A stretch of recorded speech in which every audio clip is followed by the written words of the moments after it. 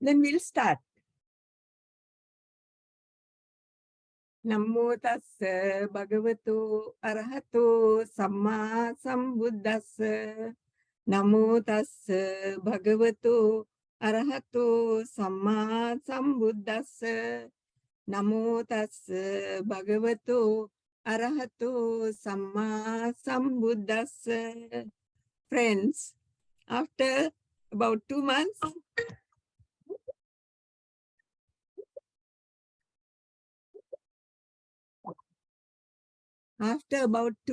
we are starting again to have a Zoom meeting, and I hope everybody will enjoy or like the talk that I'm going to do today. It's a very important one. So friends, today we hope to discuss Asava or Taints. Asavas are also translated as cankers, corruptions, inflow or influxes. That means they are coming from the taints or the corruptions or whatever defilements are coming from inside out. Then there is also outflow. They are called effluents. That means they are coming from outside into you, right?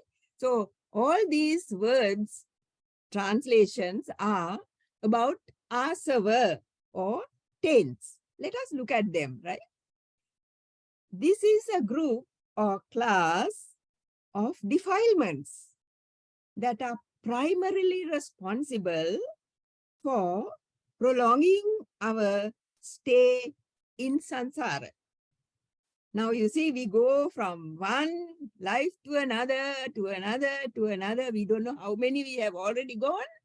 So these asavas are what makes us go like that, right?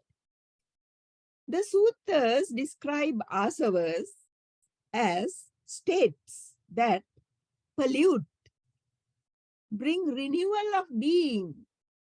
Renewal of being means rebirth. Give trouble, ripen in suffering, and lead to future rebirth. Usually, these asavas or taints, Taints, right? Taints are 3 in number. Usually, they are 3 in number. But later, a 4th has been added. Now, these are I'll give you all 4. These are the taints. The first one is the taint of craving for sense pleasures. That asava is called, or those asavas are called kamasava in Pali. Kamasava. Then the second one is the taint of becoming. The taint of becoming, often given as craving for existence, to go on existing, to go on existing. Just a minute. I have not connected the computer to the power.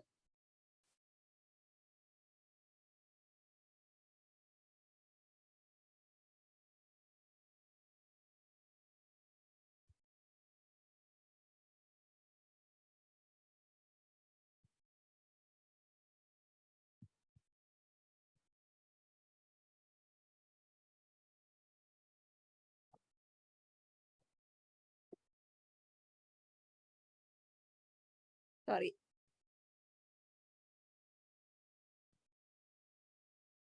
So let us continue. Right. Now I told you the first one is kamasava, that is craving for sense pleasures. You know, the senses, the 6 senses, our 6 senses, eye, ear, nose, etc. And for pleasure out of them, right? Get pleasure from them. or through them.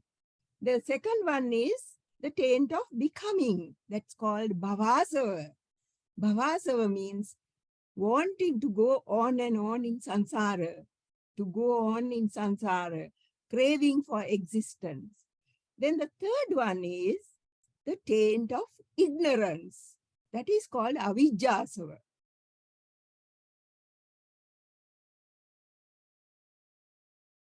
That means not seeing the reality of things.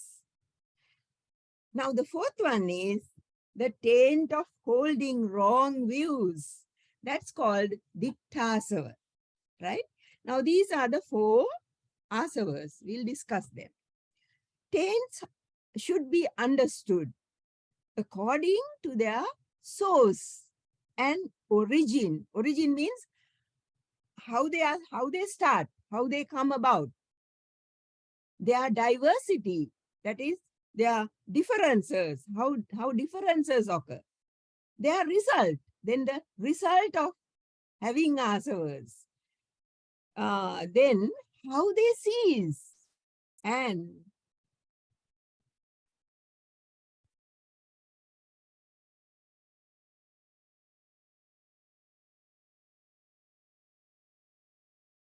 the path leading to their cessation. So these are the factors that we have to see about asava, right? Now, what is their source and origin? What is their source and origin? It is ignorance. Ignorance, right? So, their diversity, that is the differences that you see. What is their diversity? That means how we get our different birth forms. Now that means, now some people, when they are in this world, they do all kinds of things. And if they do good things, they go to a deva world. If they do bad things, they might go into a lower world. So that is what it means by diversity, right? Then, when they have played, these asavas have played a very great role in our lives, even now. Now, also it's happening. In the past also it has happened. So, and they can give us hell or animal realm or the realm of afflicted spirits, ghosts, or the human sphere or the deva worlds. Any of these can be given to us. I mean, we get them through our own, we are responsible for it, right? So, the result of taints is when one is influenced by the taints through ignorance, it could bring about an individual existence. You see, these asavas are what makes us born again. You see, to give us birth.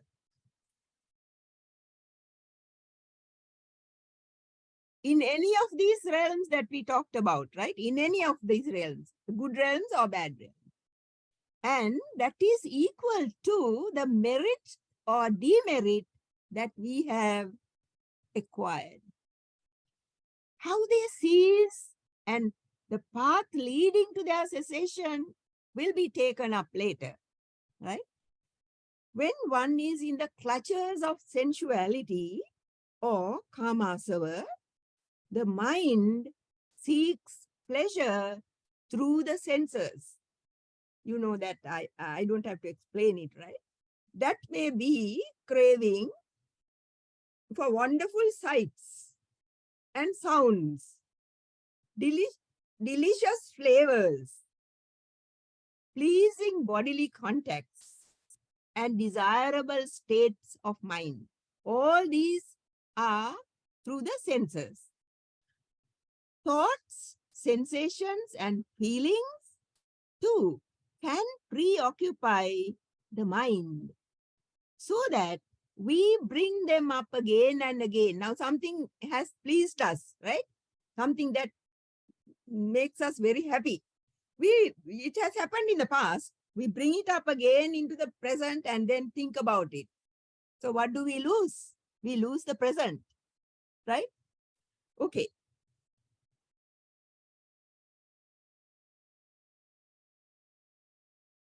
When we try to recall and enjoy a certain experience that brought us pleasure in the past, right? If an object is involved, say a car or a house or some object, right? When an object is involved, we may want to possess it.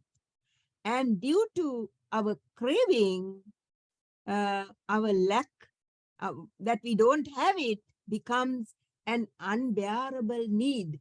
We want it, right? So that we want to get it. The unawakened mind. Now, don't think this, when you say unawakened mind, that the awakened mind is only an enlightened mind. No, it can be a mind that is in the path, right? So unawakened mind means that is not in the path. Unawakened mind sees sensual pleasure as the only thing that makes life worth living, and tries to hold on to past experiences, not realizing that these are impermanent and that there is no core in them, nothing, it's only a memory.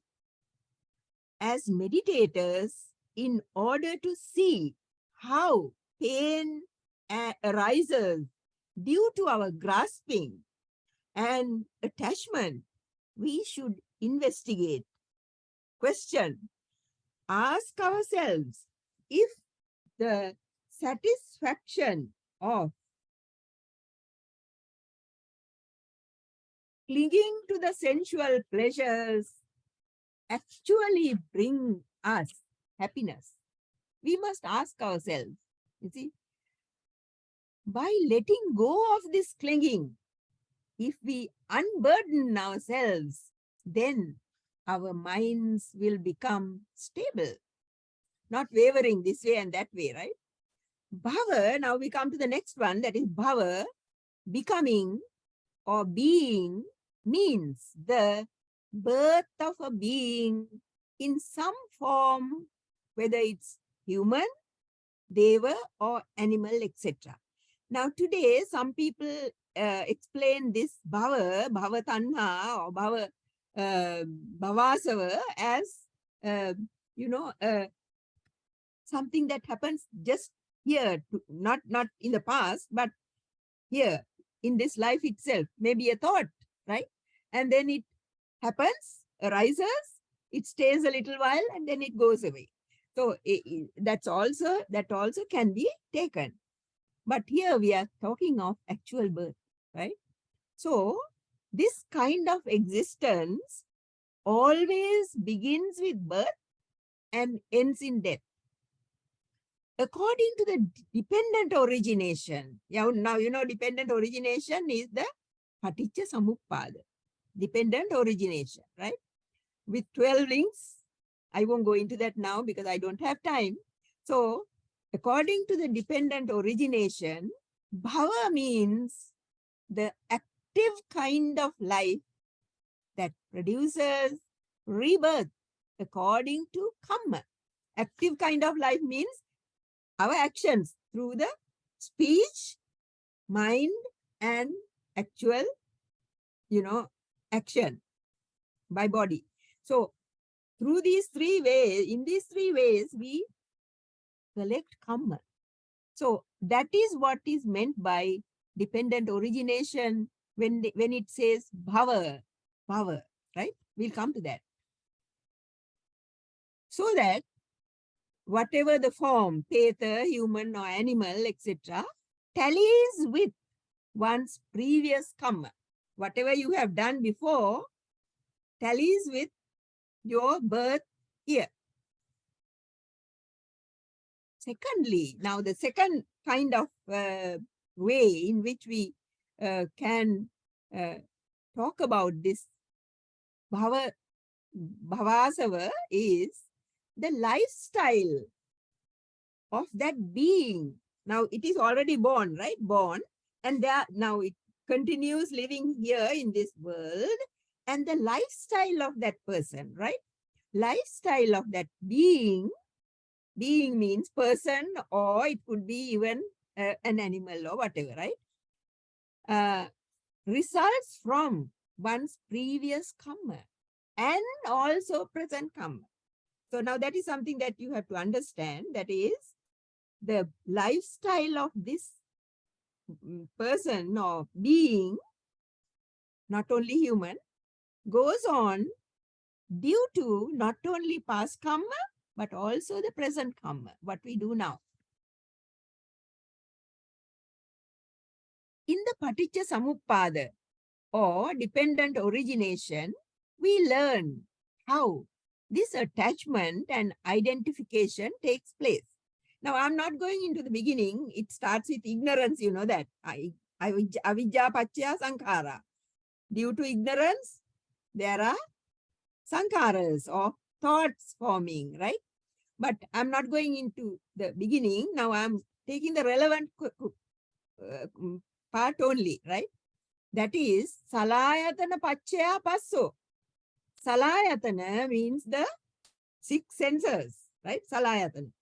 So it's like this, dependent on the 6 senses, they are called the 6-fold base, contact arises. Now, if we see something, that means we contact with our eyes, whatever it is. Similarly, with all the senses. Then, that is, you know, I don't have to go into the senses, right? You know them. Then, passa pachya vedana. Now, once the contact is made, what happens? In our mind, there is some kind of feeling. Dependent on contact, feeling arises. Then, you see, now these feelings can be of 3 kinds. Pleasurable feeling, painful feeling, or neutral feeling, right? Neither painful nor pleasurable. Then, Vedana Pachya Tanha. Due to feeling, the craving comes. That is dependent on feeling, craving arises. Then the next one is Tanha Pachya Bhavo. I'm sorry. Tanha Pachya Upadanam. Upadana means clinging. Now with the craving, clinging comes, grasping, wanting, wishing, right? Then Upadana Pachya Bhava. Then with that clinging, bhava or becoming arises. That means now if we are thinking of existence, then the birth arises. The birth comes. There is someone being born, something being born, right? With that. It can be in this world too, as I told you earlier. At this point, our attachment and identification with our experience may be very strong, so that the Buddha says that we become it. Now say, just to give you an example, now you see something in the shop, something that you like to have. Maybe some jewelry for a woman, for a man it can be some other things, right? So now when you see that and you want it, it's as if you want it so badly. It's like you have already not possessed it, but you are wanting to possess it. So all the time you go on thinking about it. That is why Buddha says you become it, right? Unlike the sensuous desire, now the earlier one that we talked about, that is kama asava, unlike that, the taint, this taint, right? This taint, that is this bhavasava, grabs the being totally, so that we see, hear, smell, touch, think, and feel what we consider is the only way to gratify our senses, which is the way to happiness, and thus create a world mentally. You mentally create it because you want it, and you think if you get it, you are going to be very happy. What that means is we are not simply satisfied with the craving and clinging, so that Our whole existence rotates around this new experience. Each new experience that we grab onto, we do the same thing. It will produce pain, though we consider it as pleasure. Now, for example, let us take an example. A young boy or lad is interested in computer games. He is not satisfied with any ordinary computer. So he demands newer and newer computers. The parents cannot afford them even, but he wants them, right? He spends the whole day at the computer and even loses sleep. This results in stress and mental disorders so that he becomes violent even at home. Now, this is another example. There are some who accumulate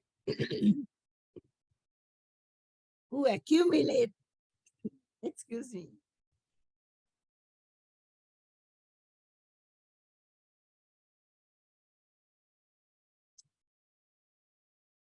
There are some who accumulate all kinds of material objects until the whole house is full of them. I knew of a certain person who had large unopened boxes bearing names of different foreign countries that she had visited all over the house, and she never used them. And she died quite depressed. Now see, what is the use of having boxes full of things if you're not going to use them? Placing such a value on material objects, thinking that there is happiness in them, is such a futile and pathetic idea. Whether monastic or lay, seeing the harm of grasping and becoming and the freedom in letting go, we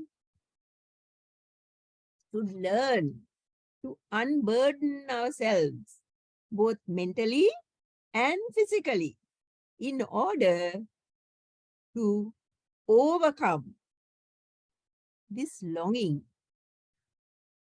We would need a deep insight into the nature of this body and mind. We should know what this body is like and what this mind is like.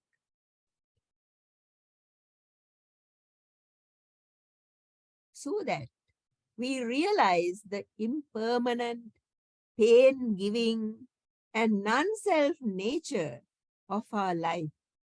And little by little, let go of our great love for this body and mind. To achieve this, it's necessary to live in the present, not go to the past or to the future.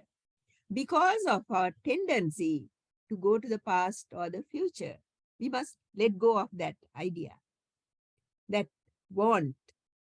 We find the present boring sometimes, little realizing that it's only the present moment that we can really live or experience, because all those other things are past or in the future.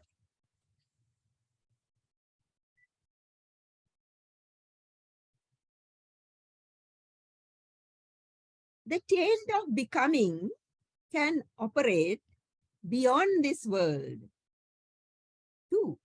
That is, craving for existence in the material realms, thinking it will provide a sort of personal immortality. We may be deluded into thinking that because these are formless realms, there are two kinds of Brahma realms. One is formless, one is formless, one has form, right? So when you get one of these, you think that you can live forever, right? So because these formless realms are, without a solid body-like, our craving for a body and mind, we think it's over. And the dukkha or the suffering that accompanies the human being will not come again. That's what we think. This is craving for eternal happiness. But it's necessary to understand that these two are impermanent. And when that lifespan ends, however long it is, we fall into a new life. If we are meditators, we may experience states of jhana. That is very deep meditation, right? Very deeply in the meditation, so that you call it jhana. There are 4 jhanas. And each jhana has a different Brahma world. That once we die, if you are in jhana, you go to that particular Brahma world. So, or even when we are in a deep samadhi, but they are impermanent, then we desperately try to recover them, as we have heard that after death, life in immaterial realms is possible if we retain the jhana states. This too is craving for eternal life. Now the third taint is ignorance. That means not understanding the true nature of things. The Buddha said that a beginning of ignorance cannot be seen. So what we should do is to see how this ignorance affects us and how we could eliminate it. According to classical terminology, ignorance is not knowing the 4 noble truths. You know, we know them intellectually, but we don't understand them actually. That is what it means. If every individual can realize that all beings have ignorance in differing degrees, everyone is not the same. Some are more ignorant, some are less ignorant. Perhaps we may be more kind, tolerant, and thoughtful if we understand that all are having ignorance, but not being honest and always wanting to be better than the others. We project our image as if we are quite satisfied with ourselves, though we know that this is not true. The result is self-loathing, for we know that we are not showing our true self, as well as trying to prove an untruth as the truth, so that from birth to death, we are acting an imaginary role that makes us only deceive ourselves. We would be really happy if we can admit this deficiency and in every one of us and be peaceful and acceptable. It could be a way of relieving us of anxiety and creating an image of complete self-sufficiency and strength. When one attends to mundane things through the 4 perversions, now we come to another kind of taint that happens through this, right? That is, they are called vipallasa because they are perversions, not the truth. What we see is quite different from the truth. Thinking what is impermanent as permanent. Don't we do that? What is impure as pure. And what is ugly as beautiful. What is painful as pleasant. And what is non-self as self. The taint of ignorance arises and increases when we have this kind of idea. The 4th taint, now we come to the 4th one, that is ditta asava. In the Samyutta Nikaya, that is the connected discourses of the Buddha, it is said that Baka Brahma, now that is, Baka means the name of the Brahma, once had the wrong view that his Brahma world was a stable one, permanent, eternal, complete, imperishable. Right? That is what he thought. This was because, I don't know, someone is reading.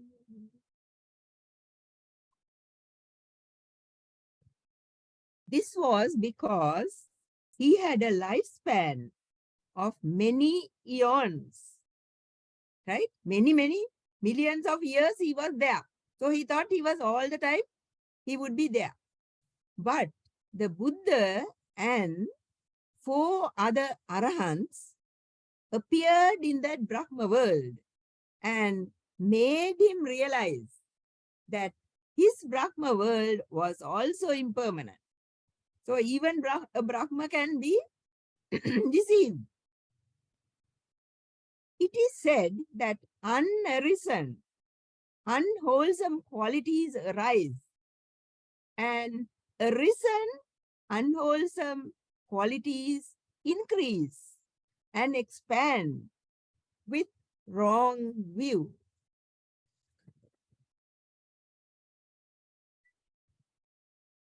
When a person has wrong view, she or he could harm many people,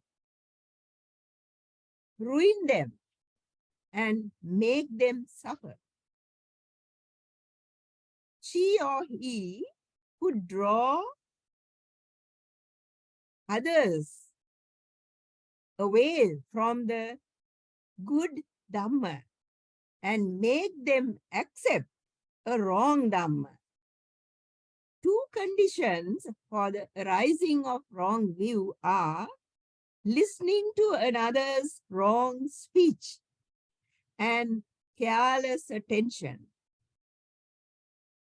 Without investigating, she or he believes these things that should cause suspicion and investigation. What should be questioned? That person does not know and so goes on believing, right? There are some who think that there is no merit in giving an offering, generosity, no merit in caring for one's father and mother. There are no other worlds except this world, no ascetics of right conduct, etc. Whatever bodily, verbal, or mental action such a person undertakes, it will result in what is undesired, unwished, and disagreeable, leading to harm and suffering.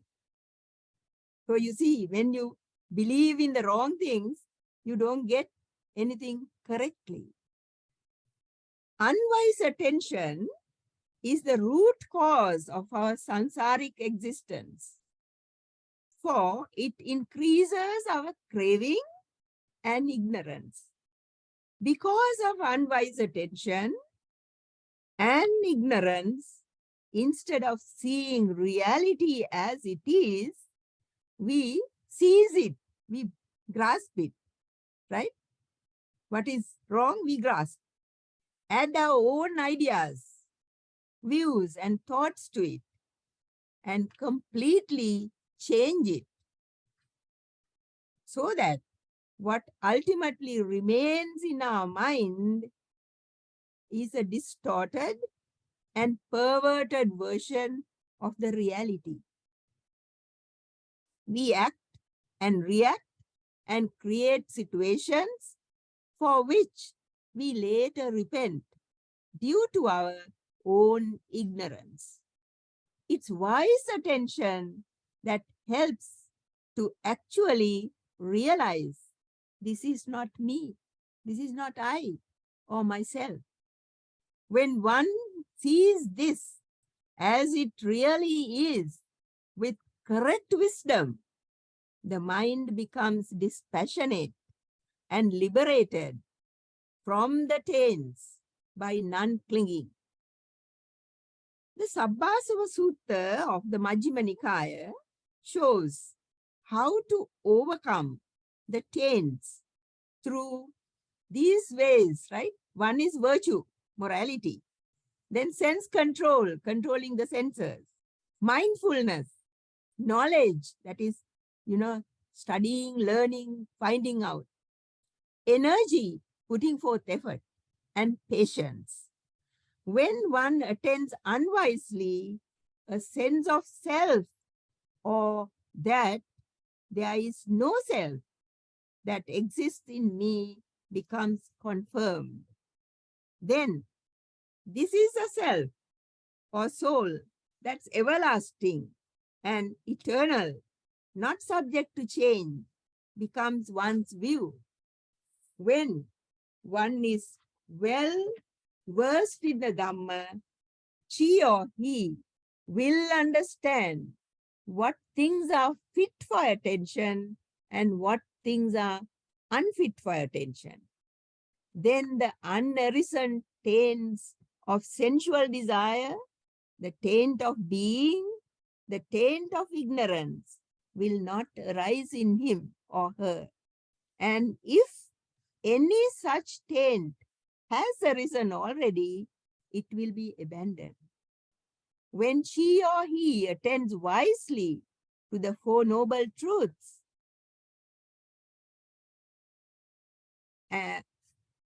the first three fetters of personality view, Sakkaya Ditthi, doubt, Vichikiccha, and adherence to rights and rules, that is, Silabbata Paramasa, these are abandoned, and that one becomes a stream enterer.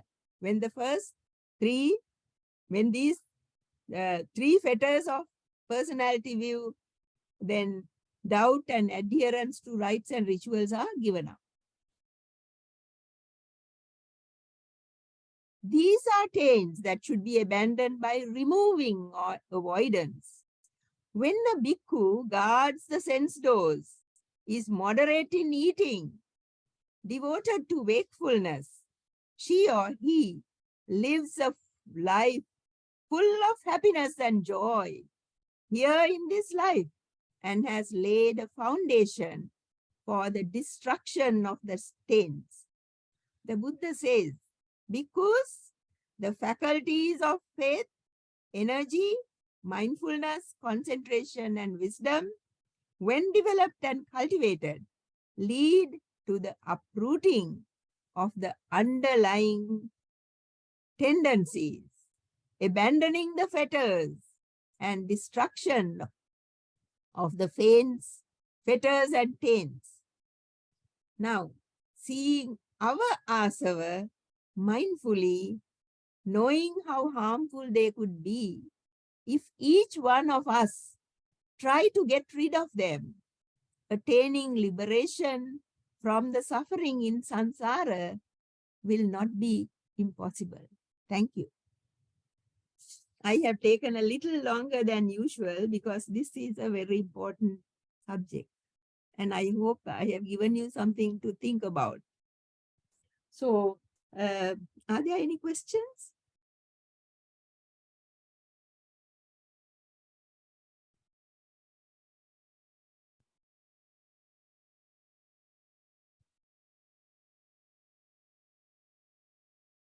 Then I'm not going to take a long time for the next one. That is, now I want you to take a few minutes. That is maybe 5 minutes, right? 5 minutes. For this particular, this is a meditation, but for 5 minutes. That is, now I'll first.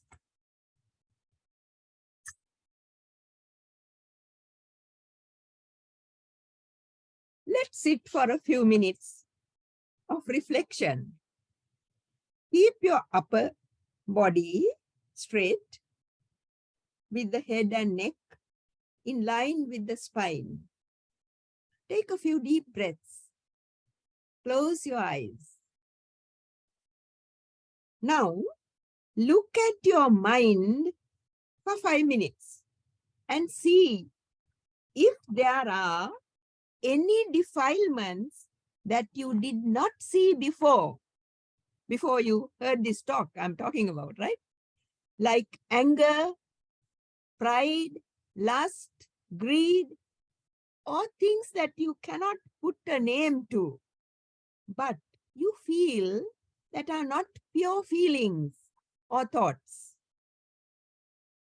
I want you to look at your own mind and see whether you have anything of that sort. I'm not going to ask you. If you have, if you have found any such, think that it also will not last forever. It's impermanent. So let it go. I give you 5 minutes.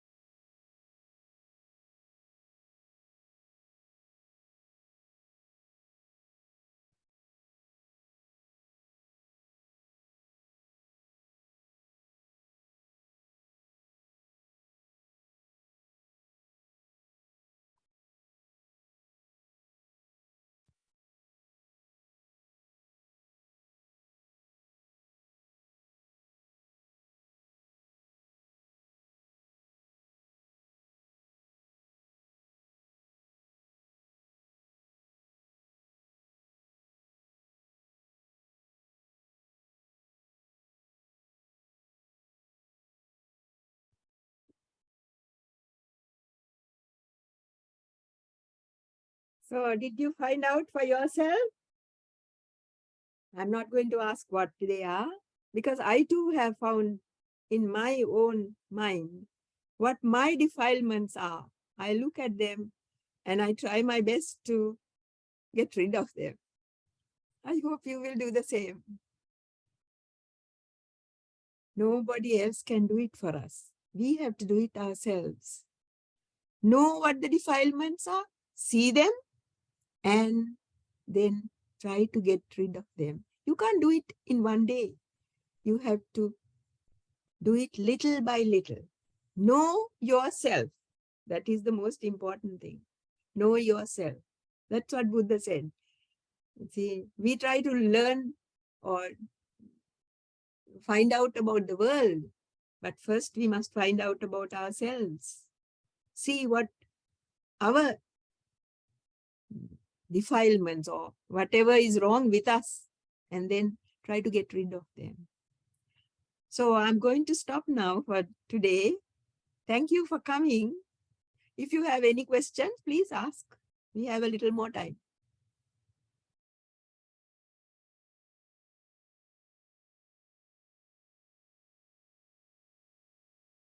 No questions? So then I will stop for today. Thank you very much. May all of you be able to attain our goal of Nibbana, if not in this life itself, maybe in the near future, right? So with that, I end. Thank you. May all of you be well, happy and peaceful.